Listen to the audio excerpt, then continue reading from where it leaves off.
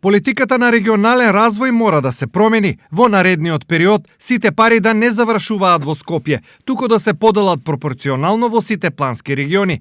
Досегашната регионална политика покажала многу слабости во фер делењето на пари, па наместо да се намалат, разликите помеѓу регионите уште повеќе дојдоа до израз. Регионалниот развој не следи паралелно во сите плански региони. Ако знаеме, изминативе 10 години се инвестирало само во Скопје и преку милијарда евра. И затоа имаме проблеми во училиштата, во здравствените домови, во културата, во сите сфери имаме проблеми.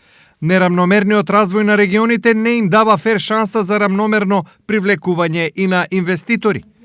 Анализата на уделот на регионите во вкупните инвестиции во основни средства покажува загрижувачки податок, дека повеќе од половина инвестиции се лоцирани во најразвиениот регион Скопскиот, додека во најнеразвиениот регион Североисточниот речиси воопшто не се инвестира.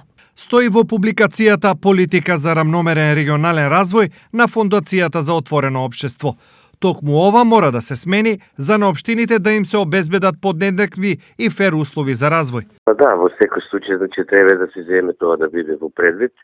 Јас колку што сум запознаен, средствата ги делаат пропорционално по региони, најверојатно по број на жители.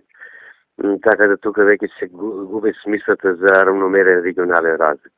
Сепак јас би рекол и во самиот регион кој ќе стигнат средства треба да бидат строго намените за регионални проекти, кои што проекти ќе ги засегат 3 или по општини, 2-3 општини. Во минатото ние буквално користевме средства што не беа за регионален развој, немаа регионален карактер проектите. Позитивен пример е заедничката соработка помеѓу Министерството за локална самоуправа и Швајцарската агенција за развој и соработка. Ние како заедно со швајцарците инвестиравме во спортски центар, ски центар во Кочани, Пониква. И ја реновиравме во Кочани ски жичарата. Тоа ќе повлечи сега веќе има заинтересирани луѓе кои што сакаат да градат хотели, кои што сакаат да ја раздвижат таму економијата. И тоа е регионален и ние треба да инвестираме. Тоа треба да го направиме и на Пелистер.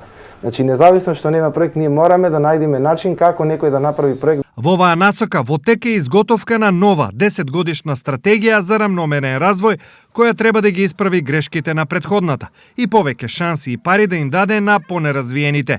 Сепак, неопходна е и иницијатива и добри проекти и од страна на општините и регионите, зашто пари за џабе сепак ќе нема.